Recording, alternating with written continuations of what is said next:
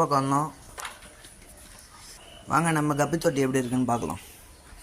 எவ்வளோ அழகாக இருக்குது பாருங்க கைஸ். கப்பிலாம் ஜாலியாக மேய்ஞ்சிட்ருக்காங்க கைஸ்.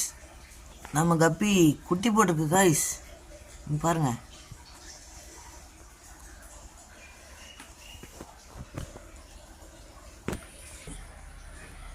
கைஸ் நம்ம குட்டியெல்லாம் பிடிச்சாச்சு. இப்போ குட்டி தொட்டியில் ரிலீஸ் பண்ணலாம் கைஸ். எவ்வளோ குட்டி போகுது பார்த்தீங்களா?